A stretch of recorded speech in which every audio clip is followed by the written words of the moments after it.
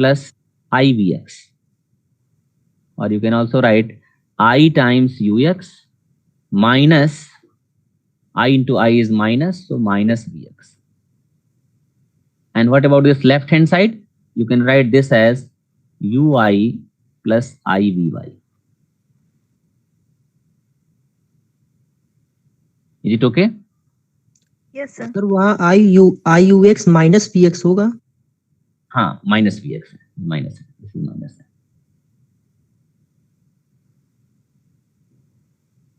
इसी माइनस है.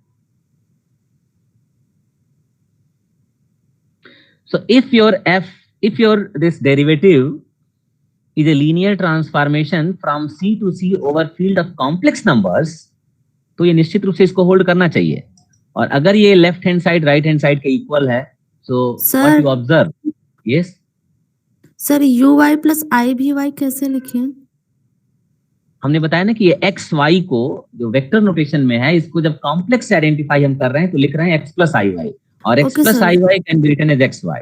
तो u i v y in complex notation this is written as u i plus i v y. ठीक है. और इसी तरीके से यहाँ यू एक्स वी एक्स को हमने लिखा है u x plus i v x. ठीक है.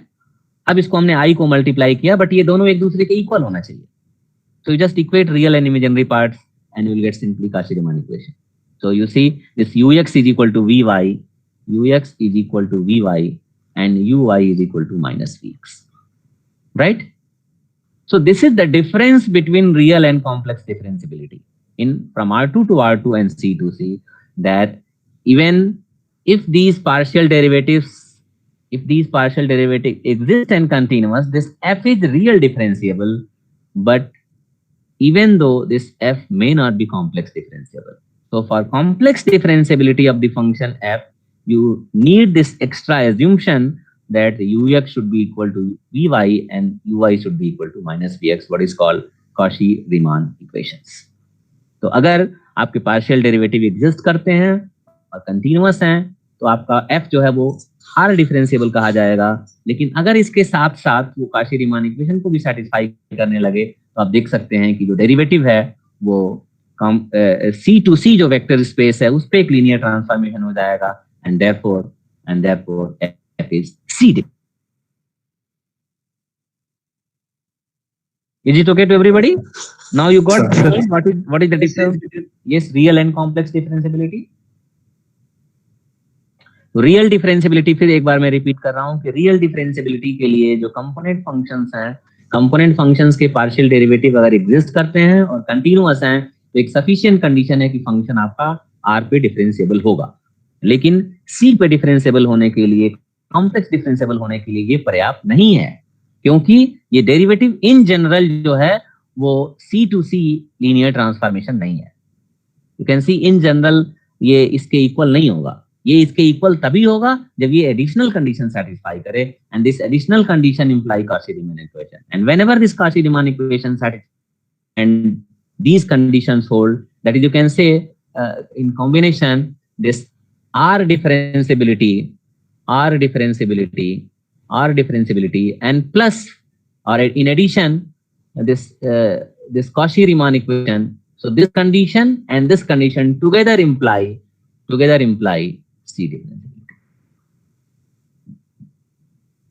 or C differentiability always imply R differentiability, and this Cauchy-Riemann equation must hold. So only R differentiability need not imply C differentiability, but if a function from R2 to R2 is R differentiable and Cauchy-Riemann equation, its components satisfy Cauchy-Riemann equation, then we say that the function is C differentiable. Is it okay to everybody? Yes, Yes, sir. sir. Yes, sir. So now let us take an example.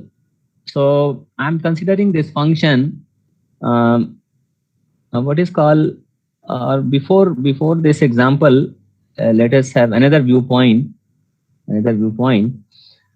So suppose this f is a function from U, which is subset of C to C, and you define this fz, which is equal to u plus iv, where u function of xy and v function of xy,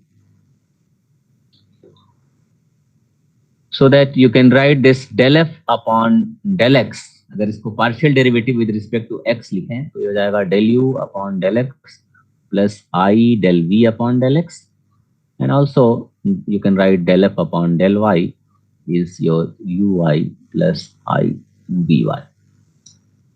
Now I'm defining a few operators. So this is just definition, nothing else. This is definition. आप ये ना समझिए कि कैसे इसको, this is just definition. You treat it as a definition. So del by del z, this is equal to 1 upon 2 del by del x minus I del del y, and del del z bar, this is equal to 1 by 2 and del del x minus I del del y. So if you add these two equations, you get del del x. Add करेंगे तो del del y से del del y cancel होगा. Del del x plus del del x. So del del x plus होगा ना, plus I del del yes, yes. You are right. I think this should be plus. This should be plus. This should be minus. Yes, sir. Yeah. First it will be minus. Yeah. You're right. So if you add these two, del by del x, so you will get del by del x is equal to del del z plus del del z bar. And if you subtract, what will you get? Suppose you subtract from this to this. Subtract करते हो तो del del x cancel होगा. You get 2i, 2 से 2 cancel होगा. I times del del y is equal to del del z bar minus del del z. But if you again send this I to right hand side, you will get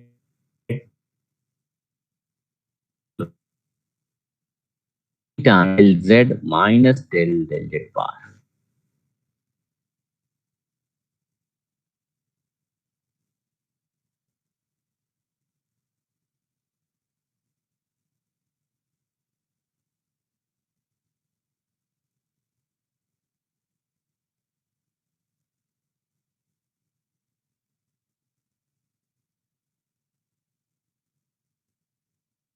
Del f upon del z,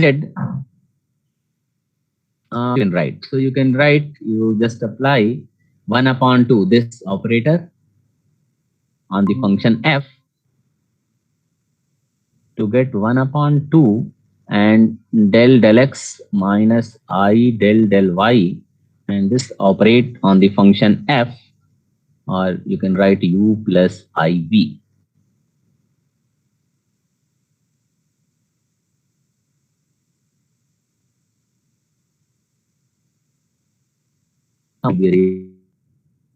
Real part. So you will get del u upon del x and plus del v upon del y and imaginary parts plus 1 upon 2 del v upon del x, and when you multiply these two, you have minus del u upon del y.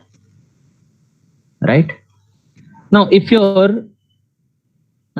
your function satisfy Cauchy-Riemann equation, suppose f is C differentiable, then you see Cauchy-Riemann equation satisfied, and you can see this del u by del x is equal to del v upon del y, del u upon del x equal to del v upon del y, and del v upon del x equal to minus del u upon del y.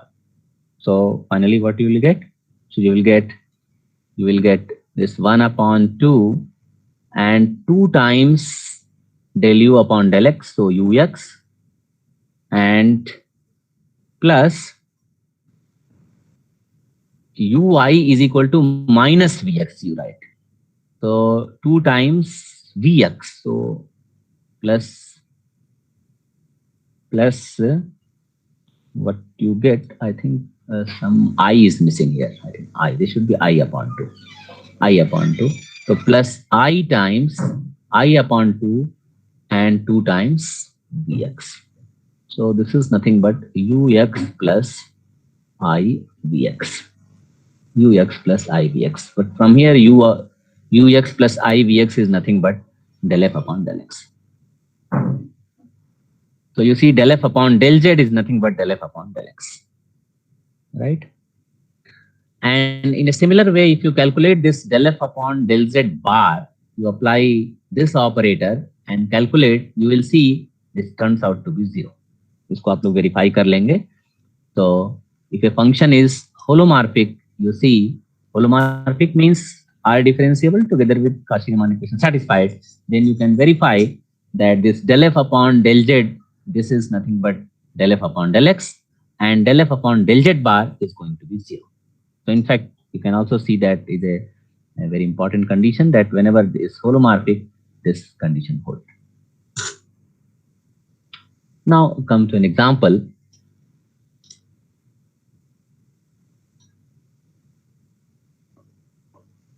So let us consider this function. This set goes to affine function, say a plus a plus b z, you can write, or a z plus b, whatever, a z plus b, where a and b, these are complex numbers.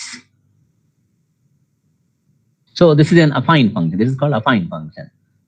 ठीक है, जो अगर केवल a z अगर आप लिखते हैं, आप ऐसे रियल के केस में भी कर सकते हैं. z goes to simply a z, this is called linear function. आप लोगों ने पढ़ा होगा. z goes to a z, this is called linear function. And z goes to a z plus b है अगर है, तो this is called affine function. Affine function. So you know this affine function, it has very nice properties from C to C. So first you can observe that this is a combination of three, you can say three functions from R to R or from C to C. So the first function, you consider this z goes to this modulus of az. This modulus of a is always some real number. Modulus of a,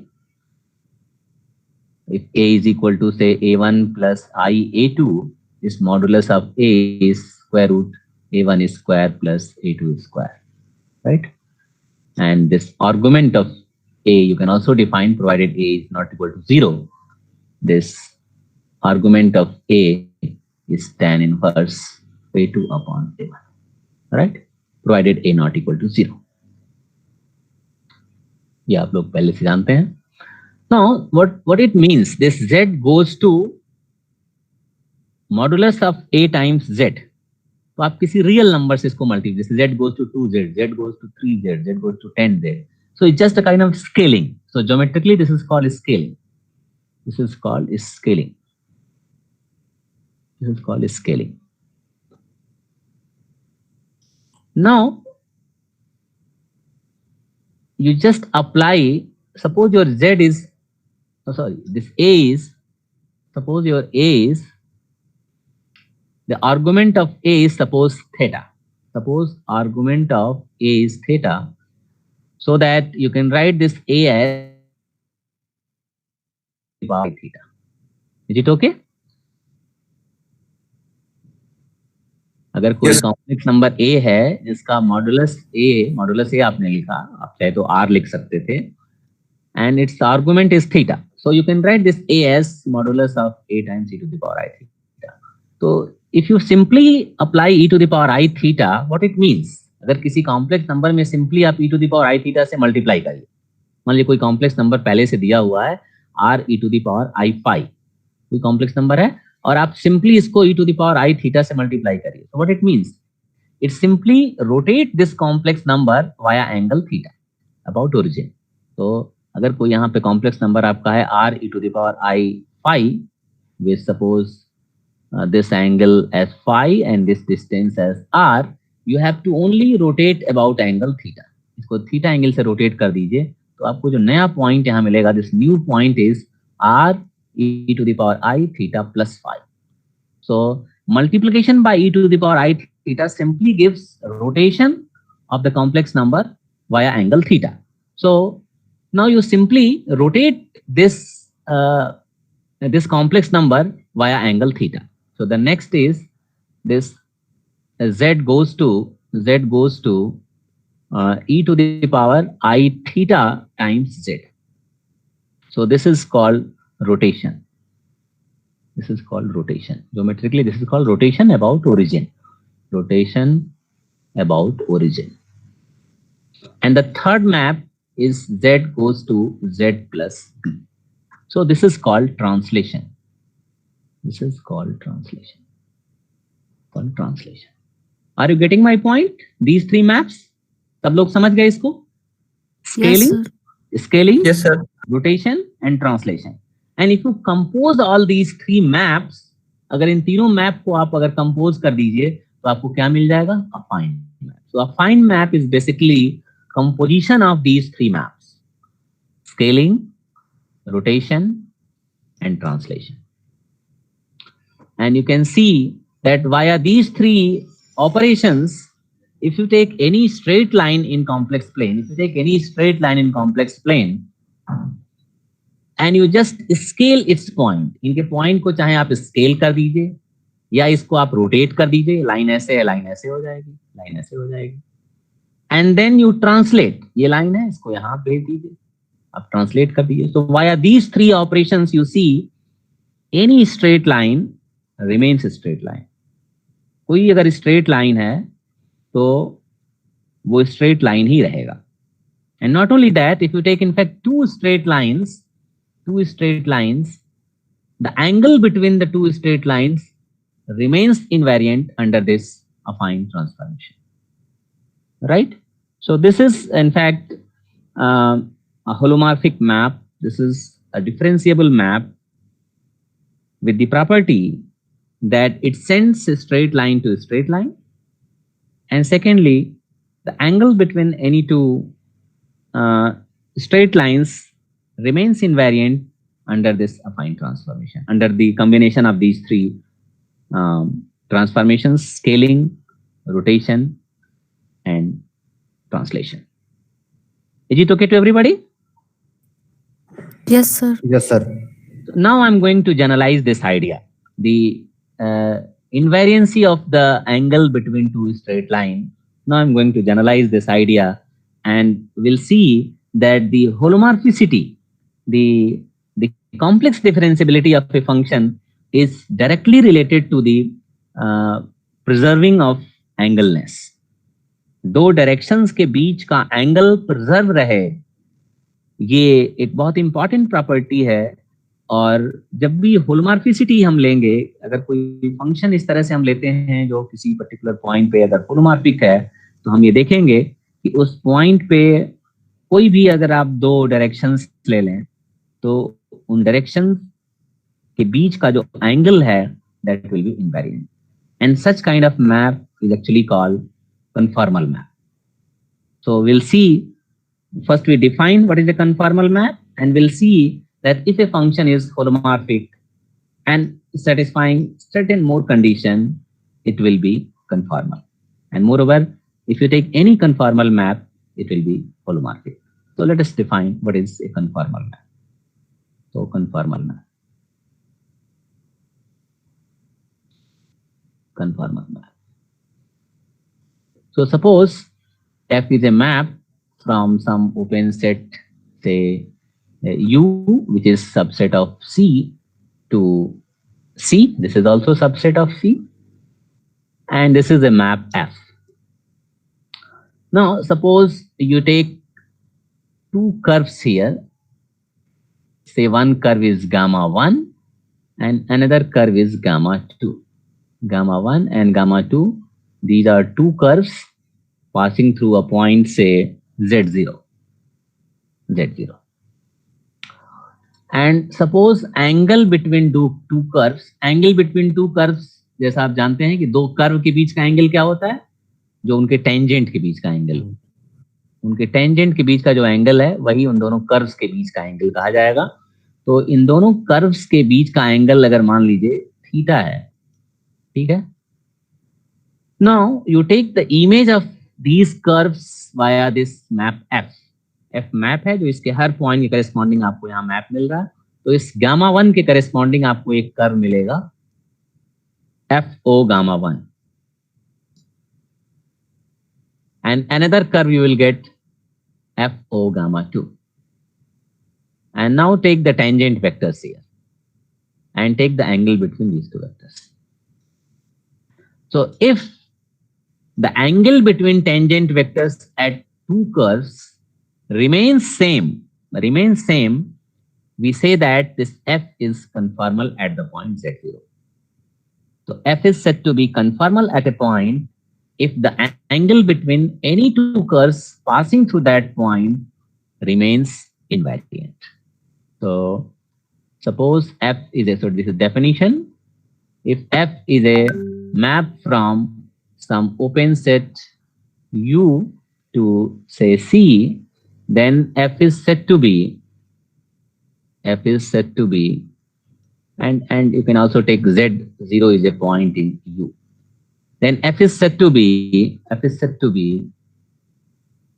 conformal at Z0, if the angle between any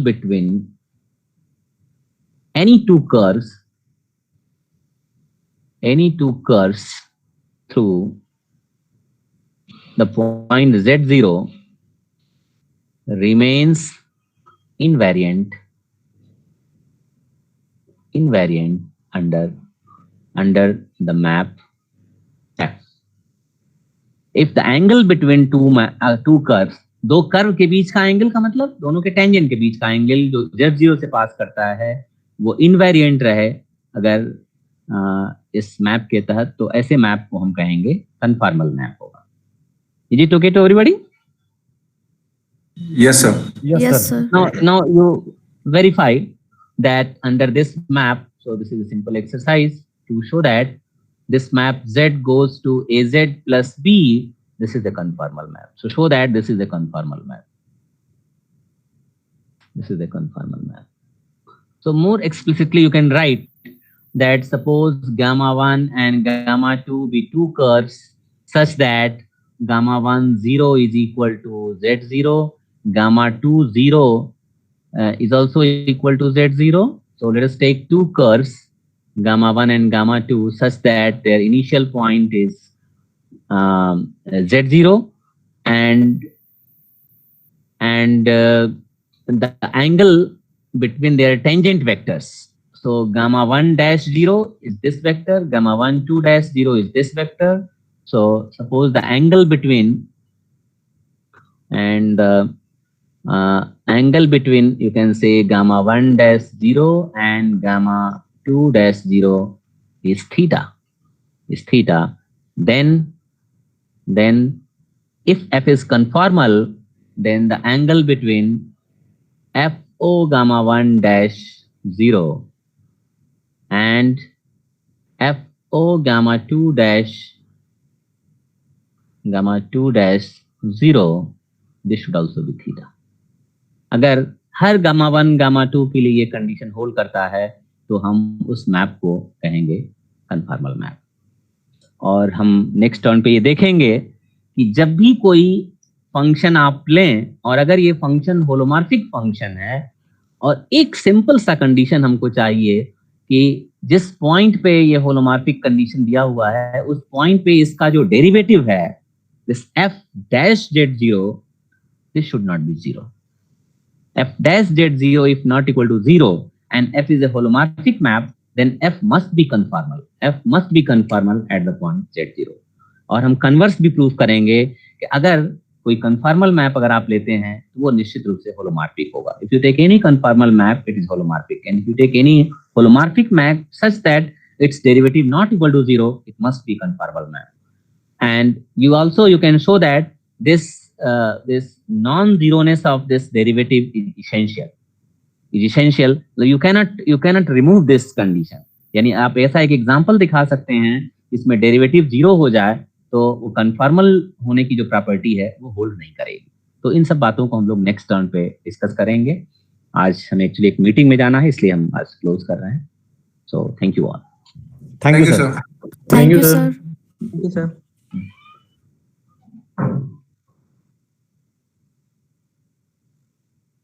Hello, sir.